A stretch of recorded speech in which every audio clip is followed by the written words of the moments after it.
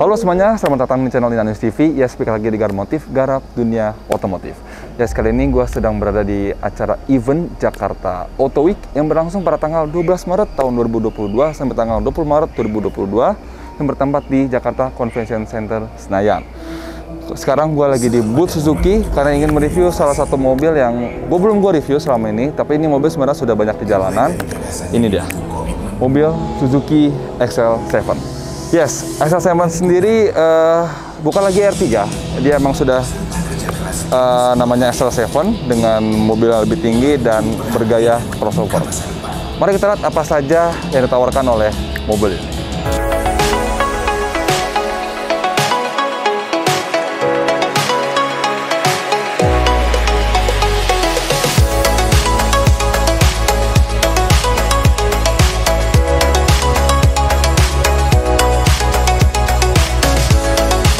Yes, ini dia Suzuki XL7. Suzuki XL7 ini bukan lagi R3 atau R3 Cross atau apa, bukan. Ini dia namanya emang sudah Suzuki XL7 dengan mobil yang lebih tinggi dan di sekujur bodi itu dilengkapi dengan over fender berwarna hitam yang terlihat crossover gitu. Seakan-akan ini mobil crossover. Tapi ini mobil keren sih, gue suka. Dia pampangnya tuh lebih tinggi ya, lebih maco. Dari grillnya juga jelas beda ya, walaupun dari keseluruhan bodi mobil ini emang mirip banget dengan R3, tapi kalau dari grill depan berbeda, sangat berbeda, dilengkapi dengan lampu LED dan ada lampu DRL, tapi fog lamp masih halogen biasa, dilengkapi dengan over fender berlis warna silver yang terlihat lebih crossover. Langsung kita lihat mesinnya. Oke, kita lanjut ke bagian sektor mesinnya.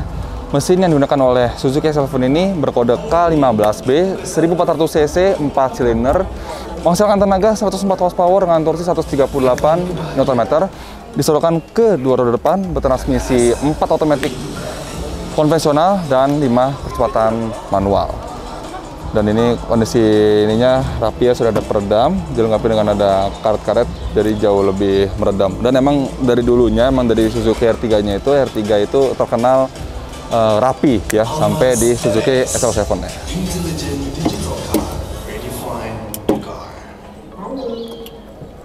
Oke, kita lanjut ke bagian samping.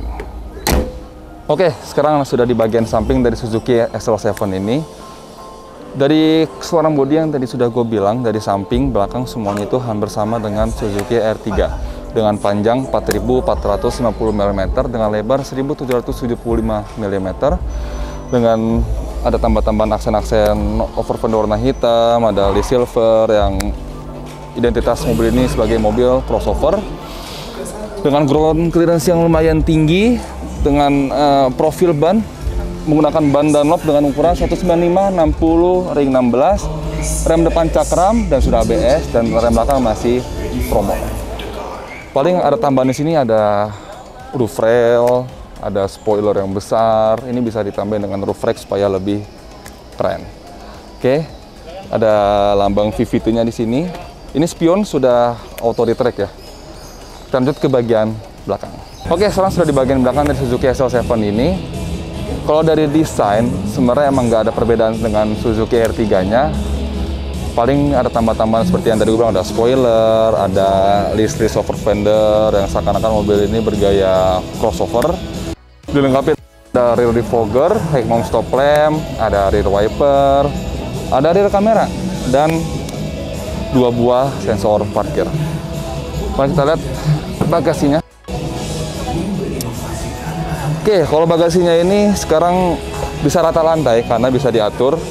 Jadi di sini bisa diatur kalau mau rata lantai dipasang ininya, kalau mau ada tambahan storage bagasi ini bisa dicopot. Nah, jadi bisa lebih agak dalam dan bisa nambah, memperluas.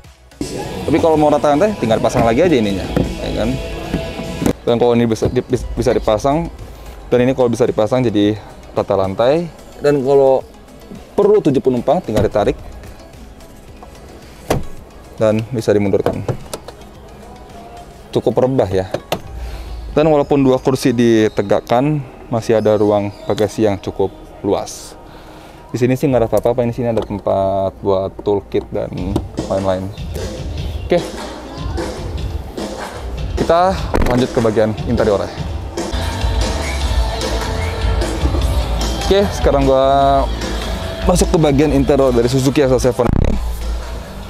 Ya, dari luar dan dalam sih sama aja dengan R3 ya. Dari desain dashboard semuanya sama. Dashboard ini suka gua, bagus banget, keren.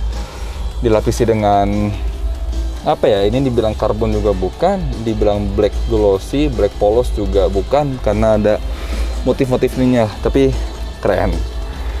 Ini yang gua review bertransmisi manual, koplingnya enteng banget. R3 emang dari dulunya R3, maksudnya ya dari dulunya emang koplingnya itu emang udah enak ya, jadi nggak pegel lah. Posisi apa, setir, pengaturan setir hanya tilt aja ya, belum ada teleskopiknya. Dilapisi kulit dengan flat bottom, keren ya, canggih sekarang. Dengan instrumen cluster yang menurut gua keren karena jarumnya itu di bawah gitu ya, jadi keren. AC sudah digital, sudah auto climate, cuman masih single zone. Ada USB for outlet, dan di sampingnya ini USB berbentuk slot ya, slot kabel. Jadi ada dua versi ya. Di sini ada apa nih? Ada aux ya. Soalnya ini juga udah udah Bluetooth juga, udah bisa Bluetooth. Dari sini pengaturan ini bisa angkat tutup telepon, Bluetooth. Dan ini di setir juga ada pengaturan untuk mengecilkan, mengedekan volume. Ada armrest juga di sini, dibalutin dengan kulit. Tapi kalau jok sih belum kulit ya, masih setengah-setengah, masih fabric sama kulit, teman ini kulit sintetis. Ada laci juga di depan, cuman belum soft opening.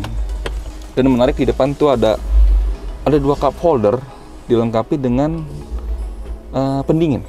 Jadi taruh minuman di sini bisa dingin minumannya. Keren. Sini sudah auto dimming, jadi kalau ada pancaran cahaya dari belakang langsung otomatis redup sendiri. Keren. Untuk mobil di kelas ini sudah ada ini sih. Rain visor di kanan polos, di kiri ada kaca satu, cuma belum ada penutup dan belum ada lampu. Di sini biasa ada lampu, cuman belum LED, masih halogen biasa. Di kanan mobil ini sudah dilengkapi dengan electronic stability control, jadi fitur safety-nya sudah lengkap. Ada dual SRS airbag, ABS, dan stability control. Di kanan ada pengaturan leveling lampu, jadi bisa diatur sesuai selera sih. Di kiri ada untuk mematikan parking sensor. Di kanan ada untuk lipat otomatis, ada auto retract ya, keren. Untuk pengaturan power window cuman ada di bagian driver saja yang sudah auto up and down, sisanya masih manual. Nyaman ya SL7 ini ya. Posisi mengemudinya tuh ergonomis, cuman andaikan ada teleskopik aja bahkan bisa jauh lebih nyaman lagi. Pengaturan kursi biasa, sliding, reclining, sama bisa head adjuster, bisa diatur. Jadi kalau sesuai postur badan bisa diatur. Oke, kita lanjut ke bagian roll keduanya. Seluas apa sih di belakang? Oke, kita masuk ke bagian roll kedua dari Suzuki SL7 ini. Dengan tinggi gua 179 cm, ini masih sangat memadai banget. Bahkan legroomnya ini luas, bisa sampai selonjoran gini. Headroom apalagi lebih dari cukup. Nyaman, posisinya agak rebah, dan kursinya ini panjang, jadi bisa menopang paha dengan baik dan bisa jauh lebih nyaman. Apalagi dilengkapi dengan armrest. Jadi full kulitnya, cuman full ya, lembut sih kulitnya sih, enak. Tapi masih setengah-setengah, ada fabricnya juga. Oke, di belakang ini ada colokan juga berbentuk power outlet, 12 volt, laci kanan kiri, ada storage juga di sini, dan di pintu di kanan kiri ada cup holder juga, dilengkapi juga ada double blower juga. Hand grip sudah di track ya, bagus, sudah di track. Cuman di penumpang untuk di duduk bagian tengah ini tidak ada headrest ya. harusnya udah menjadi standar sekarang tuh ada headrest di bagian duduk paling tengah, dan nggak ada ini ya, seat belt yang buat di tengah juga nggak ada, masih 2 titik. Agak sangat disayangkan sih, padahal itu safety loh untuk penumpang duduk di bagian tengah ini. Nyaman sih, enak. Ada lampu kabin juga di sini. Ini juga udah rata lantai, jadi yang di tengah juga nyaman. Di sini door trim ya plastik kualitasnya, cuman masih ada empuk-empuknya lah, masih ada fabrika, jadi kalau senderan masih nyaman. Oke, kita lihat bagian roll ketiganya, karena mobil MPV Indonesia ini didebatkan itu bagian belakangnya. Mari kita lihat. Oke, sekarang gua mau ke roll bagian ketiganya. Oke. Wih, oh ada ini juga. Karena ini udah ada standar dari pabrikannya, sudah dikasih itu apa pemadam gitulah. Kalau amit-amit mobil kebakar, kita bisa langsung madamin sendiri nih, dikasih nih. Keren dah. Gue lupa namanya apa. Oke, kita mundurin dulu. Nah, kalau R3 nih, R3 kan mulu kan lupa namanya. SL7 ini kurang praktisnya itu gini, dia belum one touch tumble. Nah, harus dimundurin lagi dari belakang. Lega ya. Lega loh. Oh, enak. Sangat memadai sih duduk paling belakang ini dengan postur badan gue yang besar. Sangat nyaman, dilengkapi dengan di kanan ada armrest juga, ada cup holder juga, dan lumayan rebah juga. Ya walaupun emang headroom sebenarnya sedikit ya, cuman enggak, kok nggak mentok. Yang penting sih masih menopang kepala dengan baik sih. Jadi ini bisa menampung 7-seater yang pas gitu. Jadi yang di belakang ini tidak merasa kasa itu terendah, masih bisa menopang dengan nyaman. Apalagi di sini ada power outlet juga tuh. Jadi Suzuki memikirkan bagian paling belakangnya juga dikasih untuk ngecas. Jadi di depan ada, tengah ada, paling belakang juga ada. Mantap. Ada seat belt juga, ada hand grip juga di sini, jadi bisa merasa lebih safety lah gitu, ada pegangan ya kan. Cukup rebah sih, lega ini tuh, lega banget. Bagian tengah juga lega. Oke, pas lah, mantap lah. Keluar lagi deh. Cuman ini emang di sininya nih kurang agak praktis. Tuh gimana majunya ya? Oke, cukup sekian mengenai review dari Suzuki SL7 ini. Jujur kalau gue pribadi, gue suka dengan desain Suzuki SL7 ini, karena kenapa? Dia lebih keren, kayak punya karakter tersendiri gitu loh. Terus sininya tuh lebih tinggi, jadi kayak lebih tegap gitu. Dengan gaya crossover yang maco sih, menurut gue keren sih. Jadi Suzuki emang tepat sekali meluncurkan flagship baru, yaitu Suzuki SL7 ini.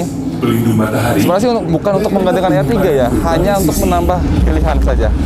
Oke, terima kasih telah menonton. Jangan lupa di like, subscribe, dan di share ke seluruh media sosial. Sampai jumpa di video-video berikutnya. Bye-bye.